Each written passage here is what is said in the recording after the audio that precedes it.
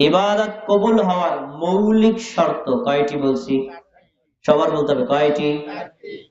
ইবাদত কবুল হওয়ার মূল শর্ত, আসল শর্ত হলো চারটি। এক নজর বলতেছি, শোনো। ঈমান থাকা, 2 নম্বর সহি নিয়ত করা, 3 নম্বর হালাল খাবার খাওয়া, 4 নম্বর সুন্নাত তরিকা অনুযায়ী ইবাদত করা। এবার আপনারা সবাই আমার সাথে বলবেন, আমি বলার পরে আপনারা বলবেন। বলেন, 1 নম্বর ঈমান থাকা, 2 নম্বর সহি নিয়তে ইবাদত করা, 3 নম্বর হালাল খাবার খাওয়া, 4 নম্বর সুন্নাত তরিকা অনুযায়ী ইবাদত করা। চারটা কি মনে থাকবে দাদা চাচারা? এই চারটা হলো আসল মূল। এই চারটার কোনো একটাই যদি আপনার ভুল হয়, ইবাদত করবেন, কবুল আল্লাহ করবে না। আর যে ইবাদত আল্লাহ কবুল করবে না, ওই ইবাদত দিয়ে নেকি পাওয়া যাবে? ওই ইবাদত দিয়ে জাহান্নাম থেকে মুক্তি পাওয়া যাবে? ওই ইবাদত দিয়ে জান্নাত লাভ করা যাবে? তাহলে এই চারটা শর্ত আমাদের সবাইকে জানতে হবে। প্রথম কারণ কি? ঈমান থাকা। আল্লাহ তাআলা সূরাতুন নিসার 136 নম্বর আয়াতে বলেছেন, ইয়া আইয়ুহাল্লাযীনা আমানু আমিনু বিল্লাহি ওয়া রাসূলিহি, হে মুমিনগণ, তোমরা আল্লাহর উপর ঈমান আনো আর তার রাসূলের উপরে ঈমান আনো। আর আল্লাহ তার রাসূলের উপর যে কিতাব মানে কোরআন নাযিল করেছেন, সেই কোরআনের উপরেও ঈমান আনো। খেয়াল করে শোনো, হে মুমিনগণ, তোমরা আল্লাহর উপর ঈমান আনো, রাসূলের উপর ঈমান আনো, কোরআনের উপর ঈমান আনো। কাদেরকে আল্লাহ ঈমান আনতে বলছেন? শোনেন নাই? দেখছেন, আমি তো বলছি, আমার কথা মনোযোগ দিয়ে না শুনলে বুঝবেন। আমি কোনো কিচ্ছা কাহিনী বলবো না, একটা গল্প না, কোরআন আর হাদিস। খেয়াল করে না শুনলে বুঝবেন না। হে মুমিনগণ, কাদেরকে ডাকছে বলেন? কাফেরদের। তোমরা ঈমান আনো আল্লাহর উপর, ঈমান আনো নবীর উপর, ঈমান আনো কোরআনের উপর। আল্লাহ কাদেরকে ঈমান আনতে বলছেন? মুমিনদেরকে। এখন মুমিনকে যে ঈমান আনছে সেই তো মুমিন। তা আল্লাহ মুমিনদেরকে ঈমান আনতে বললেন, কারণটা কি? বলতে পারতেন, হে কাফেরেরা ঈমান আনো, হে মুনাফিকরা ঈমান আনো, হে বেদাতীরা ঈমান আনো, হে হিন্দুরা ঈমান আনো, হে বৌদ্ধরা ঈমান আনো। এটা বলেন। আল্লাহ কি বলছেন? হে মুমিনগণ, তোমরা ঈমান আনো। এর মানে হলো, আপনার ঈমান আনায় যদি ভুল ত্রুটি থাকে, ভুলটাকে সংশোধন করে সঠিকভাবে ঈমান আনতে হবে। আর আপনার ঈমান আনা যদি সঠিক হয়, মৃত্যু পর্যন্ত এই ঈমানের উপর অটল অবিচল থাকতে হবে। যদি কোনো ব্যক্তি সঠিকভাবে ঈমান আনে, ঈমানের উপর অটল থাকে, জান্নাতের ফয়সালা করে দিবেন কে? আল্লাহ। তাহলে এখানে পাওয়া গেল আল্লাহ ঈমান আনতে বলেছেন। এবার সূরা মায়েদার 5 নম্বর আয়াতে দেখেন, আল্লাহ বলেন, ওয়া মান ইয়াকফুরু বিল ঈমানি ফাকাদ হাবিতা আমালু। যে ব্যক্তি ঈমান আনতে অস্বীকার করবে, আল্লাহকে বিশ্বাস করবে না, নবীকে বিশ্বাস করবে না, কোরআনকে বিশ্বাস করবে না, হাদিসকে বিশ্বাস করবে না, আখিরাতকে বিশ্বাস করবে না, তাকদীরকে বিশ্বাস করবে না, এই পরকালের যতগুলো স্টেপ আছে এগুলো যদি অবিশ্বাস করে, সন্দেহ পোষণ করে, ওই ব্যক্তি অতীতে যত ভালো আমল করেছে সব আমলগুলো পুড়ে ছাই হয়ে যাবে। কেউ যদি আল্লাহকে বিশ্বাস না করে, নামাজ পড়লে নামাজ কবুল হবে না, কাজে লাগবে না। কেউ যদি আখিরাতকে বিশ্বাস না করে, সে সিয়াম পালন করলে সিয়াম দিয়ে পরকালে কোনো উপকার হবে না। কেউ যদি তাকদীরে বিশ্বাস না করে, সে যত ভালো আমল করুক আল্লাহর দরবারে কবুল হবে না।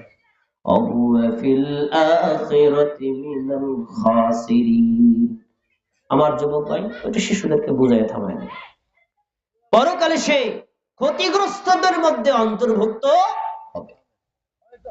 তাহলে আয়াত গেল, দুইটি আয়াত আপনার সামনে পেশ করেছি।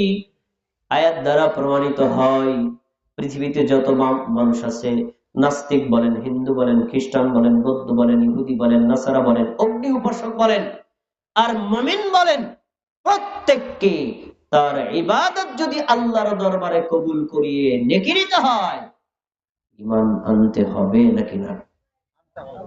কথা বলছেন নাই? ঈমান আনা লাগবে নাকি লাগবে না?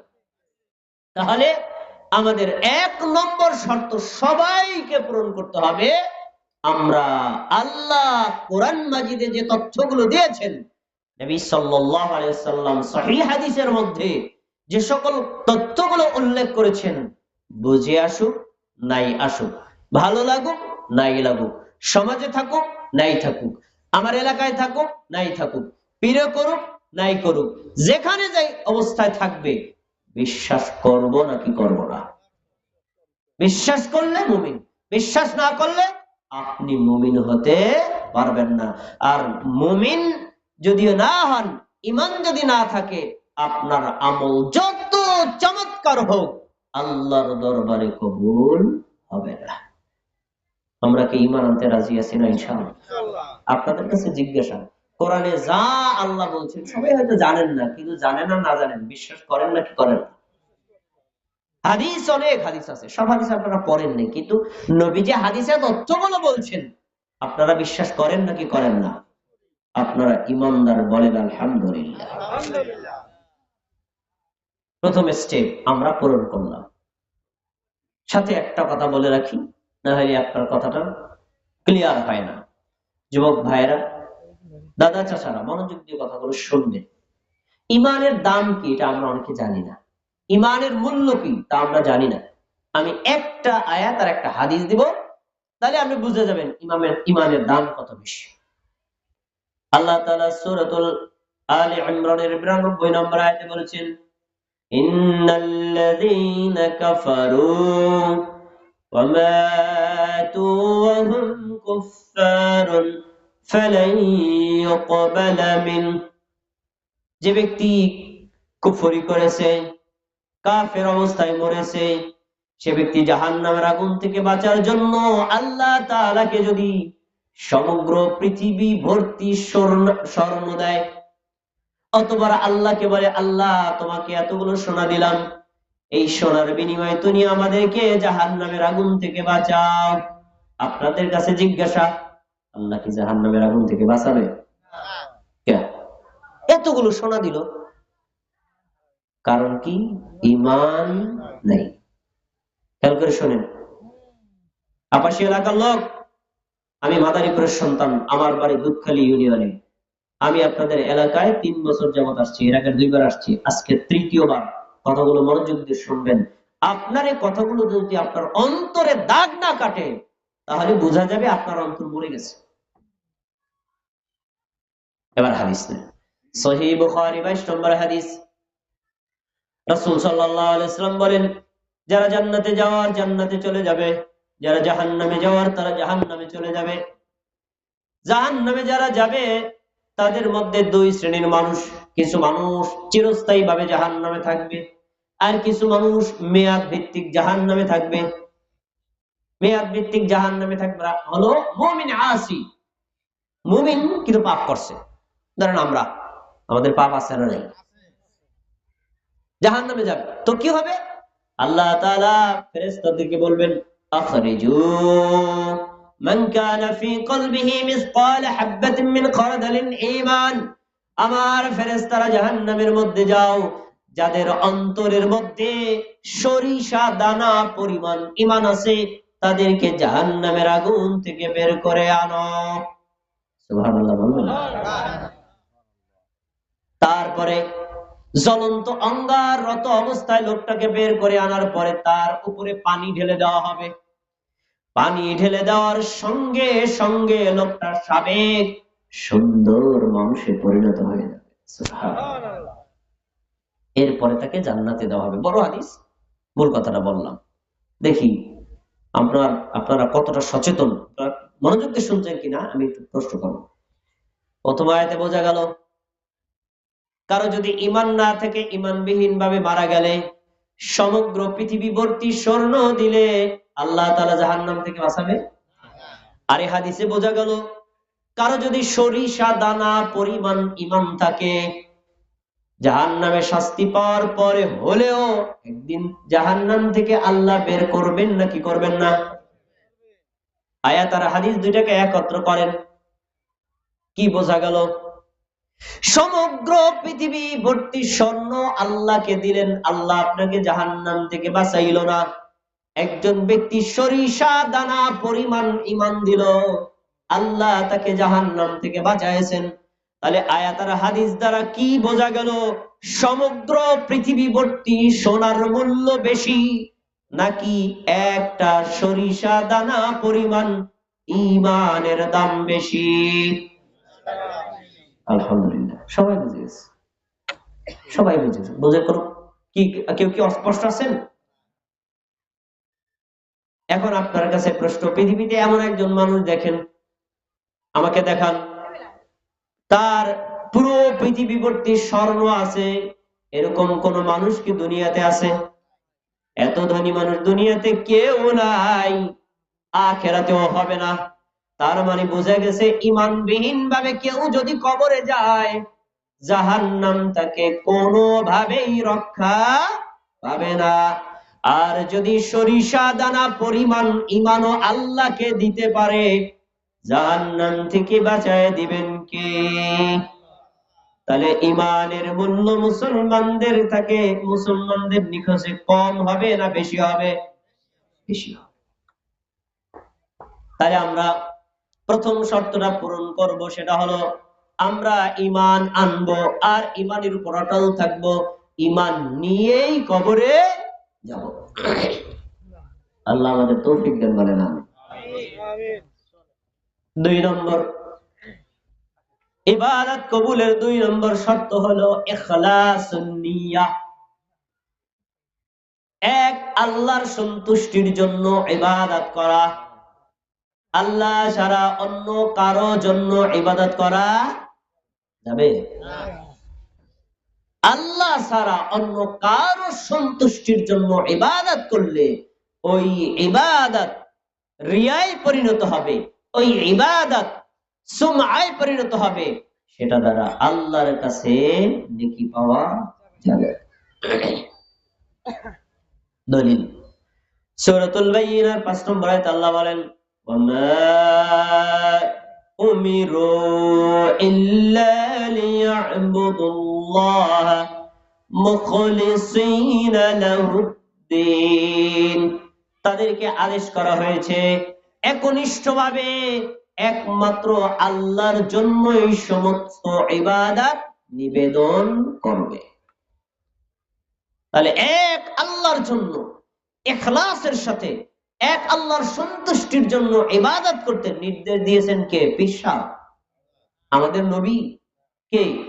আল্লাহ। তাহলে একনিষ্ঠভাবে এক আল্লাহর সন্তুষ্টির জন্য ইবাদত করা প্রত্যেক নারীর জন্য, প্রত্যেক পুরুষের জন্য নফল না ফরজ? ফরজ।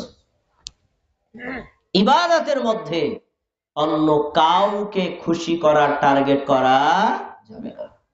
যদি আপনি আল্লাহকে খুশি করতে চান, পাশাপাশি মানুষকেও খুশি করতে চান, সমাজকেও খুশি করতে চান, মানুষের প্রশংসা কুড়ানোর চেষ্টা করেন, এই ইবাদত আল্লাহর দরবারে কবুল হবে না, আর এর দ্বারা নেকিও পাওয়া যাবে না।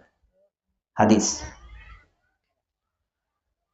আবু সাঈদ খুদরি রাদিয়াল্লাহু তাআলা আনহু বলেন, قال رسول الله صلى الله عليه وسلم, আল্লাহর রাসূল সাল্লাল্লাহু আলাইহি ওয়াসাল্লাম বলেছেন, আলা উখবিরুকুম বিমা হুয়া আখওয়াফু আলাইকুম ইনদি মিনাল মাসীহিদ দাজ্জাল।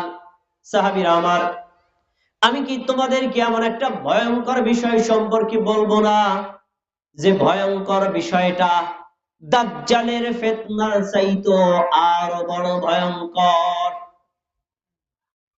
দাজ্জালের কথা আপনারা শুনছেন না শোনেন নাই? একটু টাচ দিয়ে তাহলে বুঝতে সহজ হবে। ধরেন দাজ্জাল আপাশী এলাকায় আসলো, আসার পরে বলল, আপাশী এলাকার জনগণ সবাই তোমরা আমাকে আল্লাহ বলে মেনে নাও। যদি আল্লাহ বলে মেনে নাও, তোমাদের জমিতে ফসল হবে বেশি, গাছ গাছালি ফল হবে বেশি, তোমাদের গাভীতে দুধ হবে বেশি, তোমাদের কোনো অভাব অনটনে স্পর্শ করবে না, তোমরা সুস্থ সবল ভাবে থাকবা। আর যদি তোমরা আমাকে আল্লাহ বলে স্বীকার না করো, এই যে দেখো আমার বাম হাতের মধ্যে জাহান্নাম, প্রত্যেককে জাহান্নামের আগুনের মধ্যে ঢুকায় দেব। এই কথা যদি দাজ্জাল এসে বলে, কয়জনের ঈমান টিকবে? কয়জনের ঈমান টিকবে বলেন? কঠিন না? তো আল্লাহর নবী বলছেন সেই দাজ্জালকে তোমরা ভয় করো, তাই না? দাজ্জালের চাইতেও আরো ভয়ঙ্কর একটা বিষয় আমি তোমাদেরকে বলবো না? সাহাবীরা বললেন, ক্বালু বালা ইয়া রাসূলুল্লাহ, হ্যাঁ আল্লাহর রাসূল, অবশ্যই এই বিষয়টা তো আমাদের জানা দরকার। দাজ্জাল এত বড় ঈমান হরণকারী ভয়ঙ্কর, তার চাইতে আবার ভয়ঙ্কর কি বলেন? রাসূলুল্লাহ সাল্লাল্লাহু আলাইহি ওয়াসাল্লাম বলেন, দাজ্জালের চাইতেও ভয়ঙ্কর হলো আশ-শিরকুল খাফি, আই রিয়া ওয়াস সুমআ। দাজ্জালের চাইতেও ভয়ঙ্কর হলো গোপন শিরিক। আর গোপন শিরিকের অপর নাম হলো মানুষকে শোনানোর জন্য ইবাদত করা, মানুষকে দেখানোর জন্য ইবাদত করা, মানুষের প্রশংসা পাওয়ার জন্য ইবাদত করা। কি বোঝা গেল? এই লোকটা ইবাদত করছে নাকি করে নাই? করছে, কিন্তু কার খুশি চাইছে? মানুষের। উদাহরণস্বরূপ, আজকে এই মাহফিলের পরে যদি আমি বলি, ভাই কে কে দান করবেন, তা একজন ব্যক্তি যদি মনে করে এখানে প্রায় 10,000 লোক আছে, ভবিষ্যতে আমি চেয়ারম্যানে দাঁড়াবো, আমি যদি এখানে 1 লক্ষ টাকা দেই, 10,000 লোক জেনে গেল অমুক দানশীল, তাহলে ভোটে দাঁড়ানোর সময় বলা যাবে লোকটা দানশীল, তারে ভোট দেওয়া যায়। সে যদি এই টার্গেটে 1 লক্ষ টাকা দেয়, টাকাও যাবে, দানও হবে, পরকালে নেকি পাওয়া। বলেন, সিদ্ধান্ত আপনারা বলেন। যাবে না কেন? কেন যাবে না? কেন? আল্লাহর সন্তুষ্টির জন্য করে নাই, মানুষকে খুশি করার জন্য। একটা উদাহরণ দিলাম। এবার আর একটা হাদিস নেন, এই হাদিসের সামনের অংশ। নবী সাল্লাল্লাহু আলাইহি ওয়াসাল্লাম বললেন, সাহাবীরা আমি তোমাদেরকে একটা উদাহরণ দিচ্ছি, তাহলে বুঝতে ক্লিয়ার হবে গোপন শিরিকটা কি, রিয়ার সুমআ কি। রিয়ার সুমআ হলো, মনে করো তুমি সালাতে দাঁড়াচ্ছ, আমার দিক তাকান, আল্লাহু আকবার, সালাতে দাঁড়াইলাম। এখন সালাতে দাঁড়ানোর পরে দৃষ্টি থাকবে কোন দিকে? সিজদার দিকে। কোথায়? সিজদার দিকে। আমি সিজদার দিকে তাকায় আছি, ডান দিকে কোন লোক থাকলে বোঝা যায় নাকি যায় না? বাম দিকে কোন লোক থাকলে বোঝা যায় নাকি যায় না? এখন আমি যখন আল্লাহু আকবার বলে নামাজে দাঁড়াইলাম, আমি এলাকায় বক্তা হিসেবে আসছি, দেখলাম ডান পাশে একটা লোক আমার দিকে তাকায় রয়েছে, মনে মনে ভাবলাম আজকে আমি এলাকার বক্তা, আমার দিকে তাকায় রয়েছে, আমার নামাজটা যদি সুন্দর না হয় বলবে নুরুল হক কি বক্তা আনছেন, নামাজই তো ভালো না। এই জন্য নামাজটা সুন্দর করে পড়তেছি, কিছুক্ষণ পর লোকটা চলে গেছে, এবার নামাজটা তাড়াহুড়া করে পড়ছি। বুঝে শুনে বলেন, প্রথমে সুন্দর করছিলাম কার জন্য, আর শেষে তাড়াহুড়া করলাম এইটুকু কার জন্য? ইবাদত কয় ভাগে ভাগ হয়ে গেছে?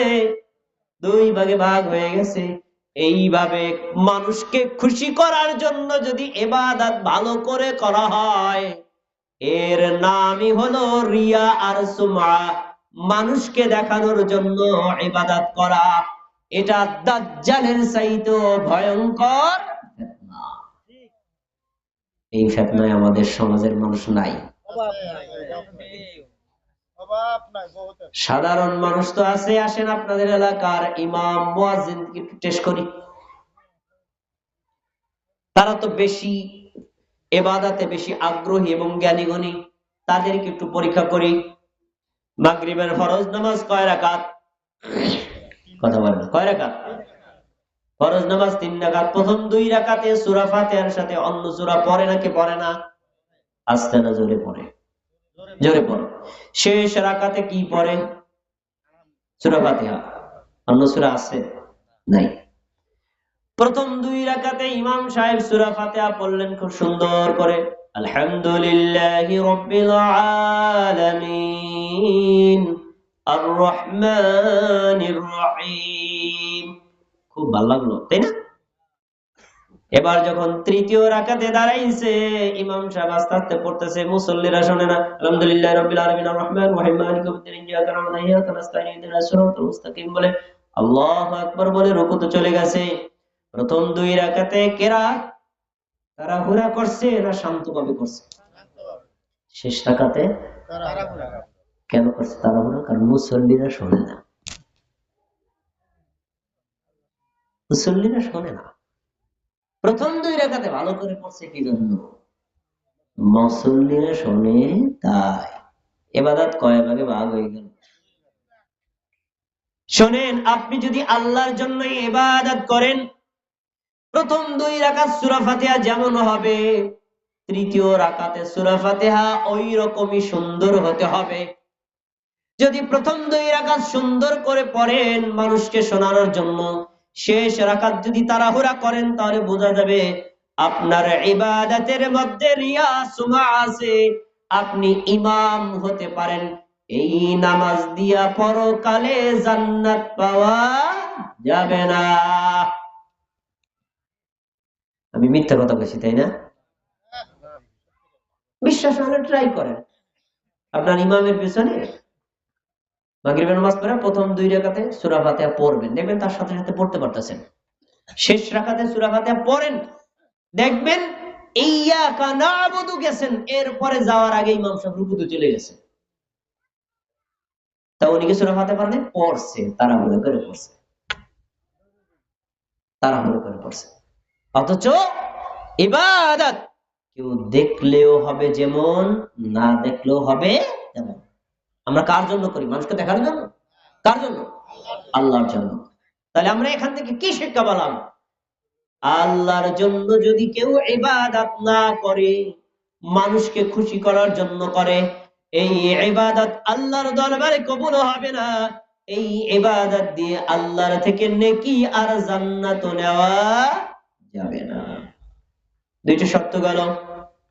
এবার আসে ৩ নম্বর শর্ত, আকলুল হালাল। হালাল পবিত্র খাবার খাওয়া। আপনি যে খাবার খান, পানীয় গ্রহণ করেন, পোশাক পরেন, আপনার আয় উপার্জিত সম্পদ অবশ্যই হালাল হতে হবে। যদি আপনি হারাম ভাবে ইনকাম করেন, ওই হারাম ইনকামকৃত সম্পদ খেয়ে, হারাম ইনকামকৃত সম্পদের পোশাক পরে ইবাদত করলে আল্লাহর দরবারে কবুল হবে না। এটা অনেক জটিল, এটা অনেক কঠিন। কারণ হারামের সাথে যুক্ত নাই এমন মানুষ খুঁজে পাওয়া কঠিন।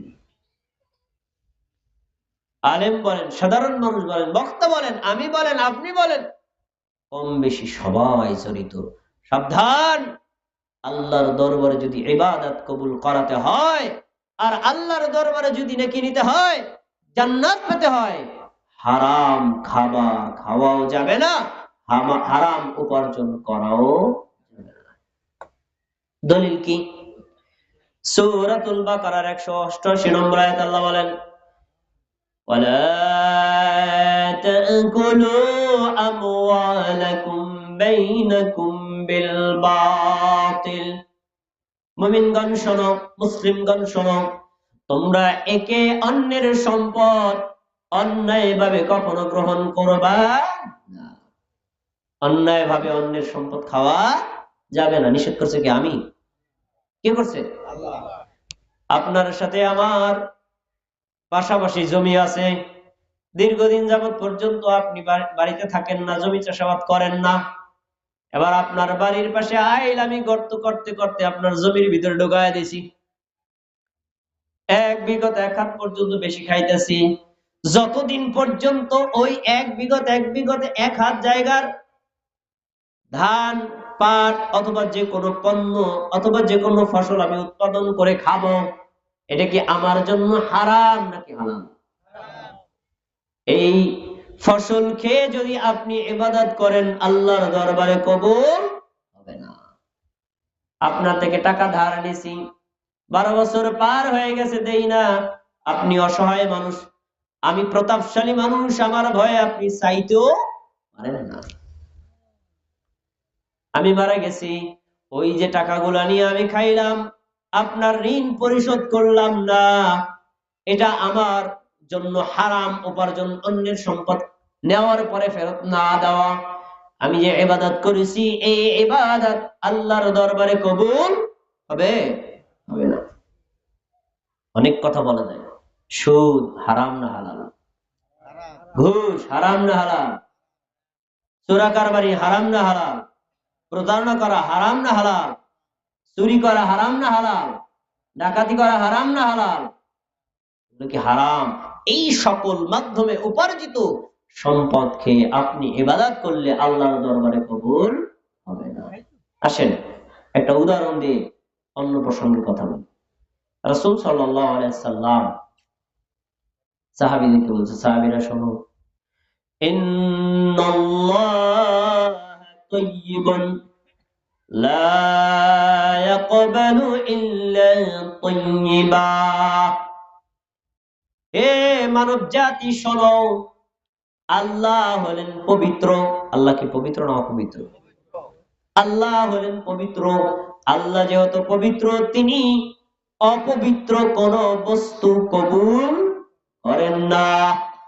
এই অপবিত্র মানে কি? হারাম। আপনার সম্পদ আমি নিলাম, এটা কি হারাম?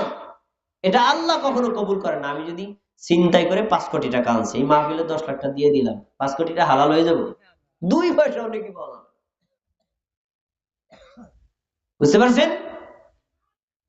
এরপর তিনি বলছেন, ইন্নাল্লাহা আমারাল মুমিনিনা বিমা আমারা বিহিল মুরসালিন।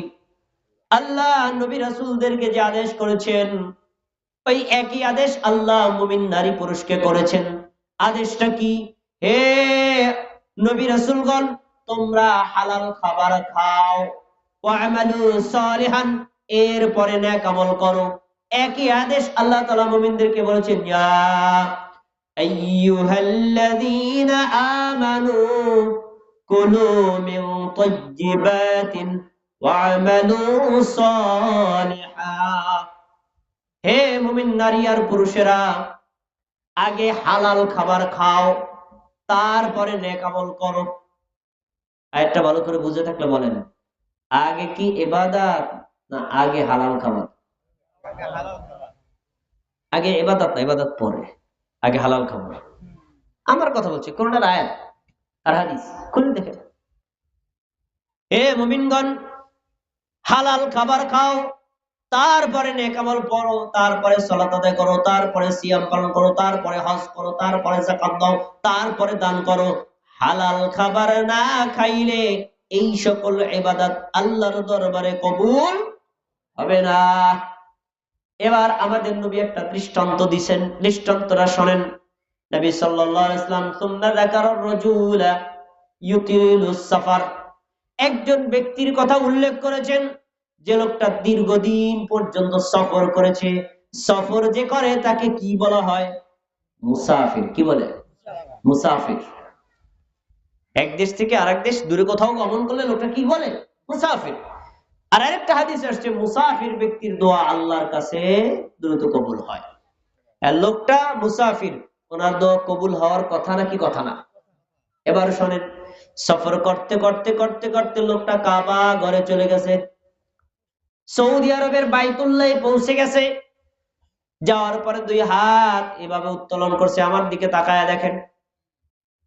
হাত উত্তোলন করে বলছে, ইয়া রব, ইয়া রব, হে আমার আল্লাহ, আপনি আমার এই দোয়া কবুল করেন। হে আমার আল্লাহ, আপনি আমার এই ইবাদত কবুল করেন। হে আমার আল্লাহ, আমার এই চাওয়াটাকে পূরণ করেন। দোয়া করতেছে কার কাছে? দোয়া করতেছে। এই মুসাফির ব্যক্তির বিবরণ আমাদের নবী বলছেন, মাতামুহু হারাম, লোকটা যা খাইছে তা হারাম।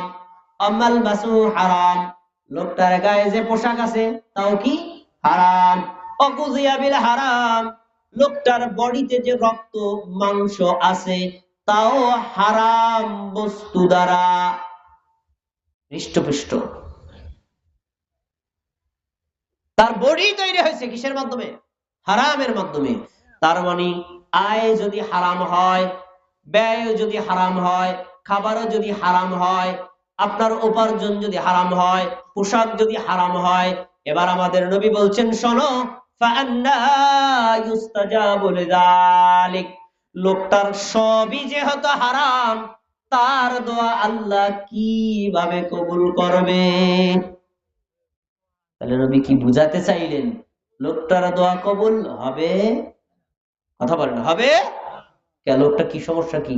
মুসাফির ব্যক্তি, দোয়া কবুল হয়? মুসাফির গেছে কোথায়? কাবা ঘরকে সামনে রাখছে, দুই হাত তুলে আল্লাহর কাছে দোয়া করছে। পীর বুজুর্গ, মাজার, ল্যাংটা বাবা, খাজা বাবা দোয়ার বাবা না, কার কাছে চাইছে? তো দোয়া তো কবুল হওয়ার কথা। হয় নাই কেন? হারাম উপার্জিত হওয়ার কারণে। এই হারাম হালাল দিয়ে যদি ট্রাই করি, আমাদের দেশের সাধারণ মানুষ তো আছে, মসজিদের ইমাম সব ধরা খাবে। অত্যন্ত কঠিন। এজন্য আপনি আল্লাহর ইবাদত করেন কষ্ট করে, পরকালে যদি নেকি নিতে চান, আপনি 3 বেলা না খাইয়া ভাই 2 বেলা খান। গরুর গোশত না খাইয়া আপনি পুঁটি মাছ দিয়ে ভাত খান। হালাল হলে আল্লাহর দরবারে নেকিও পাওয়া যাবে, আখিরাতে মুক্তিও পাওয়া যাবে। এখন থেকে হারাম ছেড়ে দিয়ে রাজি আছি না ইনশাআল্লাহ? সাধ্যমতো হালাল উপার্জন করে খাবো, বলেন ইনশাআল্লাহ। কয়টা গেছে? 3 নম্বর। 4 নম্বর, ইত্তিবাউস সুন্নাহ, সুন্নাতের অনুসরণ করা। যদি কোনো ব্যক্তি সুন্নাতের অনুসরণ না করে, তাহলে তার ইবাদত যত সুন্দরী হোক, তার আমল যত চমৎকারী হোক, আল্লাহর দরবারে কবুল হবে না। এখন সুন্নাত মানে কার সুন্নাত বলতে পারেন? হ্যাঁ, আলহামদুলিল্লাহ, আমাদের নবীর সুন্নাত, নবী মুহাম্মদ সাল্লাল্লাহু আলাইহি ওয়াসাল্লামের সুন্নাহ।